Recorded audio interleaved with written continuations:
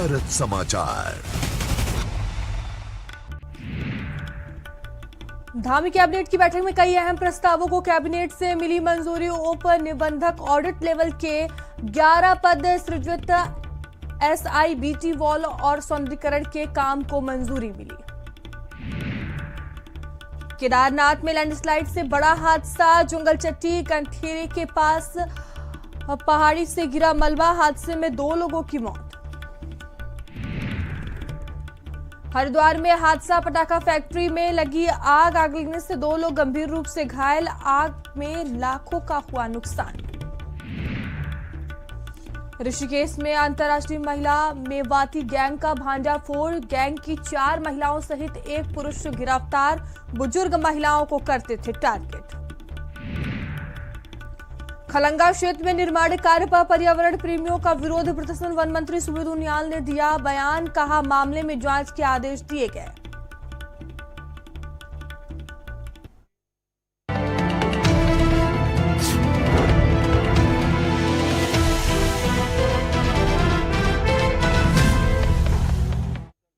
बहुत स्वागत है आपका भारत समाचार पर। मैं हूं आपके साथ मयूरी श्रीवास्तव। वक्त हो गया है खबरें पहाड़ से का रुख करते हैं खबरों की ओर।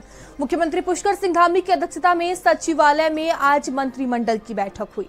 बता दें कि बैठक में सहकारिता, पशुपालन, डेयरी और पर्यटन से जुड़े कई अहम प्रस्तावों को मंजूरी दी गई।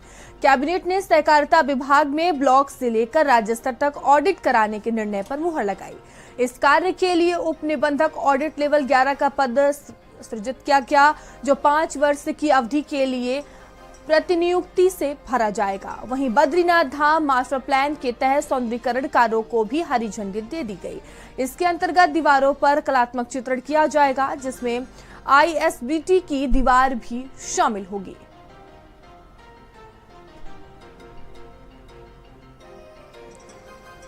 वहीं केदारनाथ धाम यात्रा मार्ग पर बड़ा हादसा हो गया। बता दें कि यहां पर मलबा गिर गया और हादसा हो गया, और सूचना मिलते ही SDRF और स्थानीय पुलिस की टीम मौके पर पहुंची। राहत और बचाव कार्य शुरू किया गया।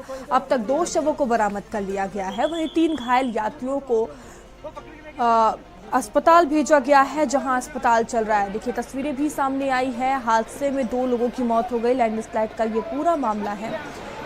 तो केदारनाथ धाम में ये बड़ा हादसा हुआ, जहां पैदल मार्ग पर लैंडस्लाइड हुआ और 2 लोग की जान चली गई। करीब 5 लोग थे जो इसकी चपेट में आ गए, जिनमें कई लोग घायल बताए जा रहे हैं, जिन्हें अस्पताल में भर्ती करवाया गया है, और 2 लोगों की जान चली गई है।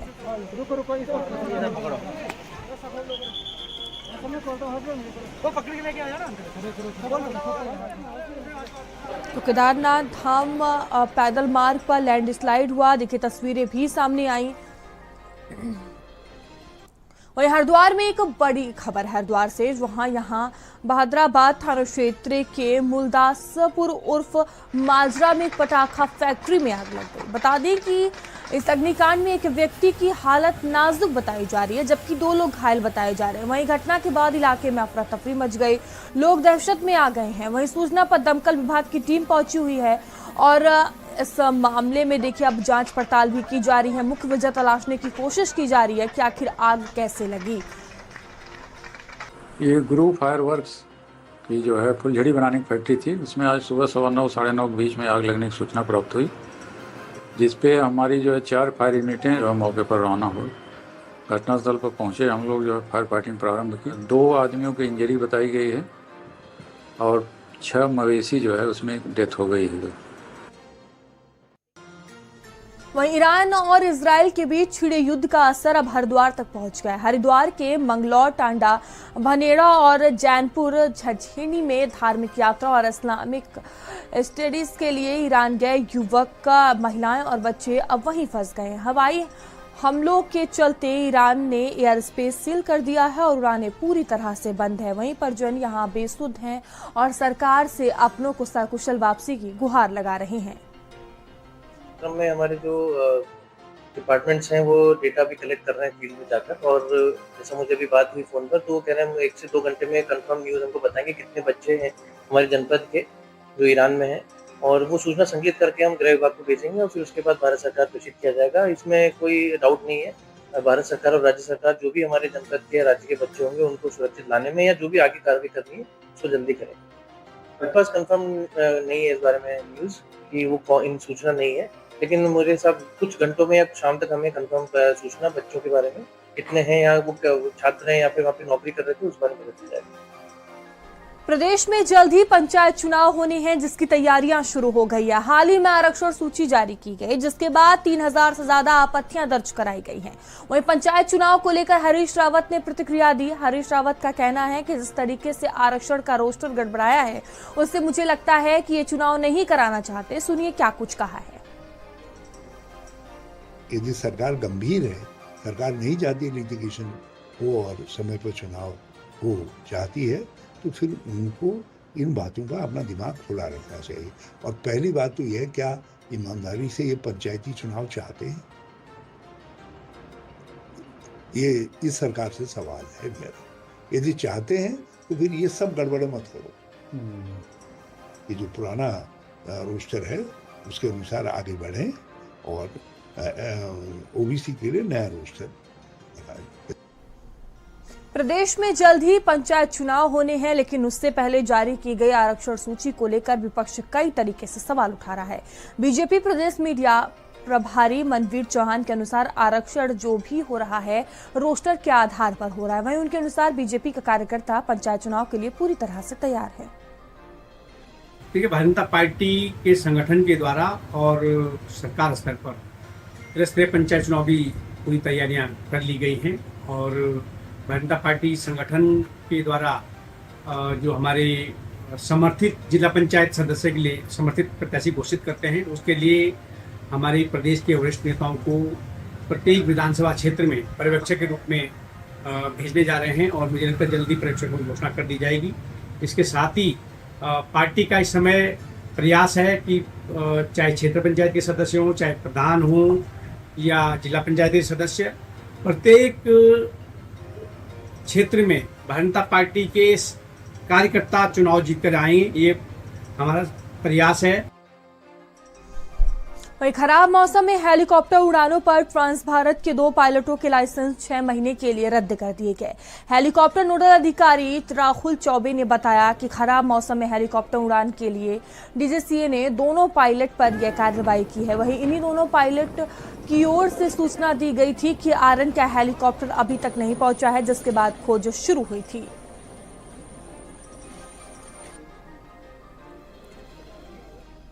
वहीं उत्तराखंड में चल रही चारधाम यात्रा के बीच ट्रैफिक की एक बड़ी चुनौती बनकर जिला प्रशासन के सामने उभर रहा है।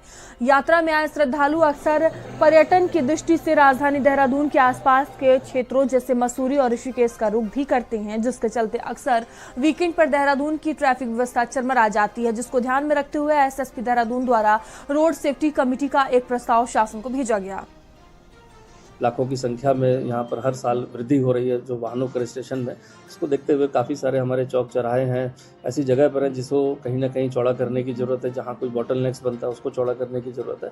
इसको देखते हुए पूरे शहर भर में और देहात में भी एक सर्वे कराया गया था कि कहाँ पर हमें ऐसे रास्तों को चौड़ा करना है जिससे यातायात कम बाधित हो, ऐसे कहाँ पोल्स लगे हुए हैं, कहाँ हमें रेड लाइट या सिग्नल्स की ज़रूरत है जिससे कि और यातायात अच्छे से व्यवस्थित हो सके। इस सबको देखते हुए रिपोर्ट जो हमारी जो रोड सेफ्टी कमेटी होती है उसमें हम उस प्रपोजल्स को लाते हैं और उसको टेकअप करते हुए जो जिस विभाग का उसमें काम है वो उसको धीरे धीरे उस कामों को करते हैं। तो अभी भी प्रयास है कि जो भी पेंडिंग काम है उसको रोड सेफ्टी कमेटी में लाकर और जल्दी से जल्दी उसको ज़्यादा सुचारू रूप से ठीक किया जाए जिससे कि हमें जो बॉटल नेक्स है हमारे वो दूर हो सके। उत्तराखंड को देवभूमि के साथ ही पर्यटन प्रदेश बनाए जाने को लेकर राज्य सरकार तमाम कोशिश कर रही है। इसी क्रम में मौजूद तमाम पर्यटन स्थलों को विकसित करने पर जोर दे रही है, जिसके तहत पर्यटन स्थलों के आसपास अधिक से अधिक सुविधाओं को डेवलप किया जा रहा है। इसको लेकर पर्यटन विभाग पर्यटन स्थलों के आसपास सुविधाओं को डेवलप करने के लिए वेबसाइट एम्यूनिटी नीति तैयार कर रही है।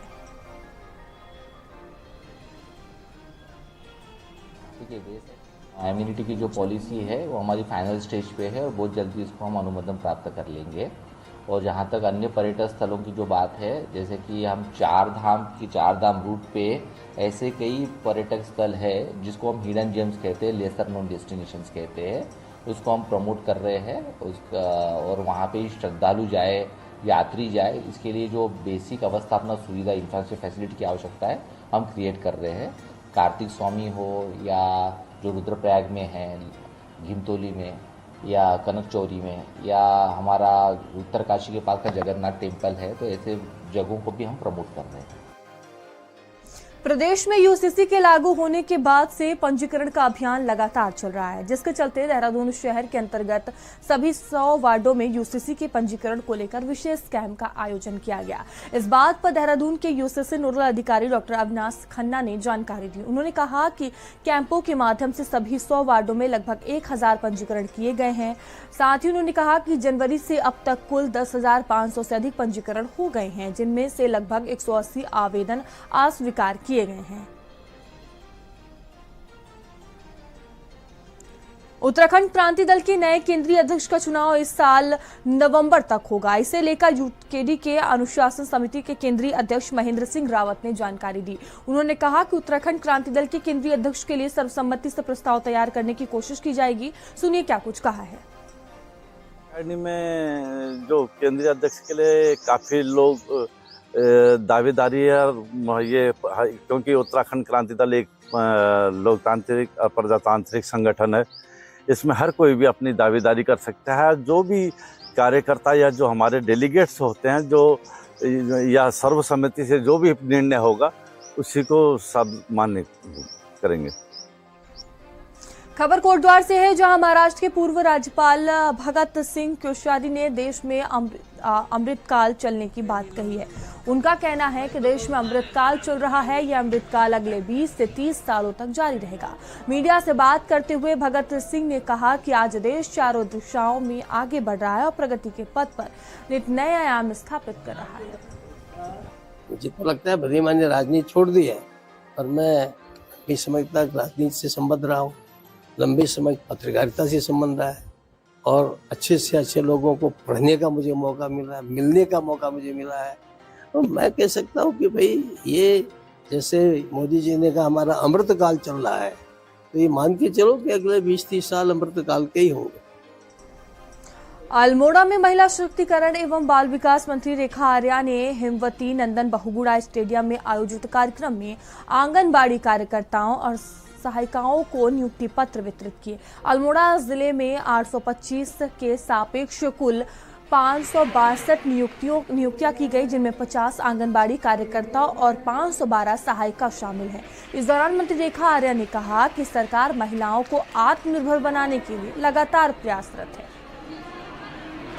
आज अपने जनपद अल्मोड़ा में आंगनबाड़ी कार्यकर्ती और हमारी सहायिकाओं की आज नियुक्ति वितरण कार्यक्रम किया गया है। निश्चित रूप से पूरे अल्मोड़ा जनपद ही नहीं, पूरे प्रदेश भर में जितने हमारे आंगनबाड़ी केंद्र हैं वो अब पूरी तरीके से महिलाएं, चाहे वो आंगनबाड़ी कार्यकर्ती के रूप में, सहायिका के रूप में अपनी सेवाएं दे पाएंगी। मैं समझती हूँ कि इन नवनियुक्त आंगनबाड़ी कार्यकर्तियों में हमने देखा होगा कि कितनी अत्यधिक पढ़ी लिखी भी हैं, कम आयु की भी हैं, समाज सेवा के लिए तत्पर भी हैं, महिला कल्याण के लिए भी तत्पर हैं। वहीं हल्द्वानी में वरिष्ठ नागरिक कल्याण परिषद के उपाध्यक्ष नवीन वर्मा ने प्रेस वार्ता की। इस दौरान उपाध्यक्ष ने बताया कि वे कुमाऊं मंडल के 4 जिलों का भ्रमण करके आए हैं, जहां वरिष्ठ नागरिकों की स्थिति बेहद दयनीय है। उन्होंने कहा कि आज भी वरिष्ठ नागरिकों को बैंक में लाइन में खड़ा होना पड़ता है और उसी तरह अस्पतालों में भी वरिष्ठ नागरिकों को तहज़वी नहीं मिलती है। माननीय मुख्यमंत्री जी ने वरिष्ठ नागरिकों के लिए बहुत वो तो चिंतित हैं और बहुत लोग बहुत उसमें उन्होंने जो इस समय वर्तमान में 4 लोगों को हमें दायित्व दिया गया है कि वरिष्ठ नागरिकों को आप जाके देखिए कि वरिष्ठ नागरिकों के लिए जो सरकारी योजनाएं वो मिल पा रही हैं, नहीं मिल पा रही हैं। ऋषिकेश में लक्ष्मण झूला पुलिस ने अंतर्राज्यीय महिला मेवाती गैंग का भांडाफोड़ करते हुए गैंग की 4 महिलाओं सहित एक पुरुष को गिरफ्तार कर लिया। बता दें कि चोरी के सामान के साथ इन्हें हिरासत में लिया। गैंग की महिलाएं भीड़भाड़ में महिलाओं का भेष बनाकर बुजुर्ग महिलाओं को टारगेट करती थी और इस गैंग की महिलाओं ने सत्संग के दौरान एक साथ 10 महिला श्रद्धालुओं की सोने की चेन गायब की थी और इस मामले में पुलिस को बड़ी सफलता हाथ लगी है।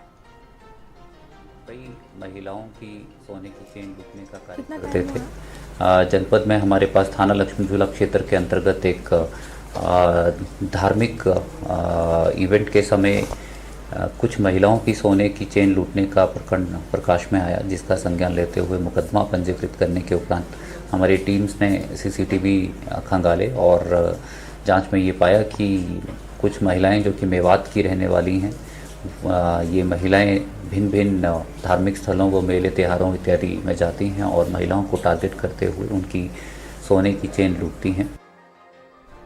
वहीं सड़क पर वाहन चलाते समय सुरक्षा नियमों को गंभीरता से न लेने वाले चालकों के खिलाफ परिवहन विभाग लगातार अभियान चला रहा है।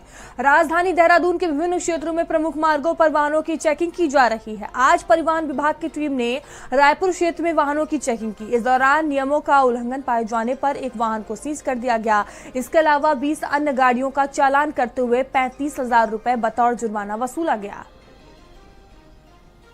परिवहन विभाग बढ़ती हुई जो सड़क दुर्घटनाएं हैं उनको लेकर हमेशा ही इस प्रकार की चेकिंग चलाई जाती रही है, जिसमें शहर में बिना हेलमेट चलने वालों के विरुद्ध कार्रवाई, मोबाइल फोन पर यूज करने वालों की कार्रवाई, ओवर स्पीडिंग से होने वाली दुर्घटनाओं पर लगाम लगाने के लिए हर प्रकार की जो सड़क सुरक्षा से संबंधित जो भी ऑफेंसेस होते हैं उनमें हम निरंतर चेकिंग की कार्रवाई करते रहते हैं। आज भी हमने मोबाइल फोन पर बात करने वाले और अन्य जो वाहन को प्रपत्र होते हैं जिनमें कमियां पाई जाती हैं उनके विरुद्ध चालान कार्रवाई हमारे द्वारा की जा रही है। और खबर चंपावत से है, जहां लोहाघाट क्षेत्र में बाइक और बोलेरो की टक्कर हो गई। सड़क हादसे में बाइक सवार युवक और पत्नी घायल हो गए। दोनों घायलों को लोहाघाट उप जिला अस्पताल ले जाया गया। घायलों को चंपावत जिला चिकित्सालय रेफर कर दिया गया। ये दो पति पत्नी रोड ट्रैफिक एक्सीडेंट का केस था और एक के फीमर में फ्रैक्चर है और दूसरे के भी शिन बोन में फ्रैक्चर लग रहा है, जिनके लिए हड्डी रोग के लिए हमने आगे चंपावत डिस्ट्रिक्ट हॉस्पिटल रेफर किया है। हमारी तरफ से इस अस्पताल में प्राइमरी ट्रीटमेंट पूरा दे गया है और एक जो मैडम है उनको अभी बोतल वगैरह चढ़ रही है, उसके बाद हम आगे रेफर कर देंगे। स्थिति अभी ठीक है, हड्डी का फ्रैक्चर लग रहा है, उसके लिए एक्सरे वगैरह होना जरूरी है, उसके बाद फिर आगे की स्थिति देखेंगे। प्रदेश में इस बार वन विभाग और प्रशासन की मेहनत रंग लाई। इस बार की तुलना में इस वर्ष प्रदेश में फायर फॉरेस्ट की घटनाएं कम हो गई हैं। वन अग्नि की घटना को लेकर प्रमुख वन संरक्षक निशांत वर्मा ने विशेष जानकारी दी। उनके मुताबिक इस साल प्रदेश के जंगलों में 216 आग की घटनाएं सामने आई। सुनिए क्या कुछ कहा है।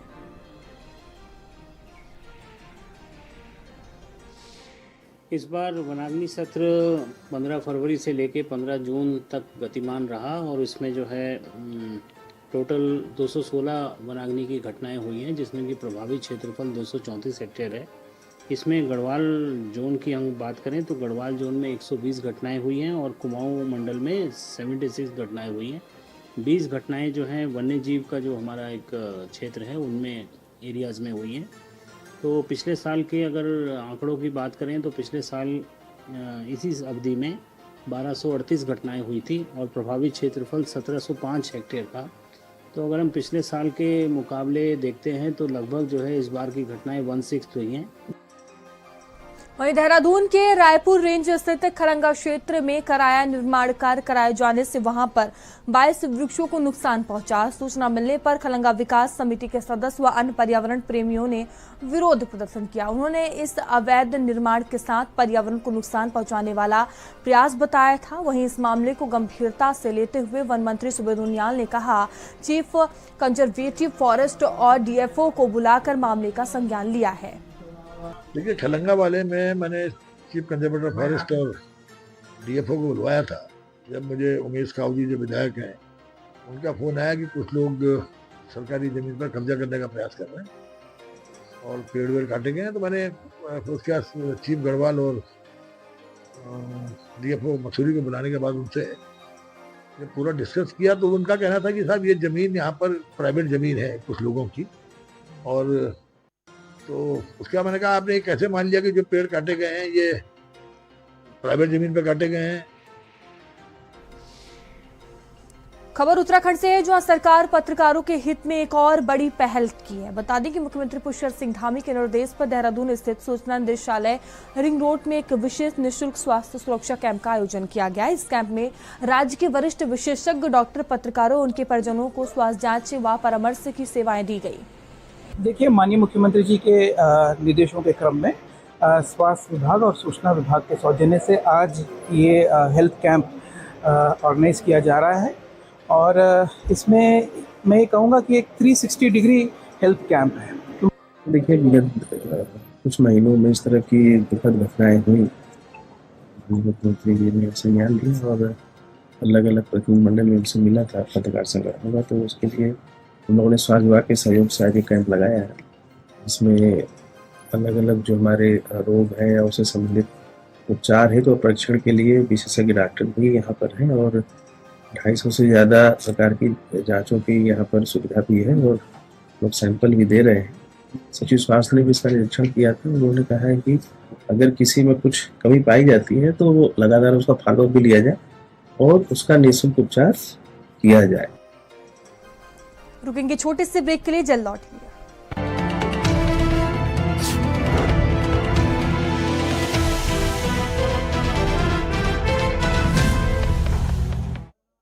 ईरान और इजरायल के बीच चल रहा युद्ध अब निर्णायक दौर में पहुंच चुका है। अमेरिका के राष्ट्रपति ने साफ तौर पर खुलेआम चेतावनी दी है कि अगर ईरान ने अनकंडीशनल सरेंडर नहीं किया तो उनके सुप्रीम लीडर कहां छिपे हैं यह अमेरिका को भी पता है और इजराइल को भी। उनको मारने में वक्त नहीं लगेगा। लेकिन फिलहाल के लिए अमेरिका खामनेई को मारना नहीं चाहता, अनकंडीशनल सरेंडर चाहता है। आखिर ईरान ने बड़ी बड़ी जो बातें की थी और बड़े बड़े सैन्य दावे किए थे, ऐसा क्या हुआ कि उनके फाइटर प्लेन और उनकी एयरफोर्स 24 घंटे भी इजराइल के सामने नहीं टिक पाई? रात 8 बजे पूरी चर्चा।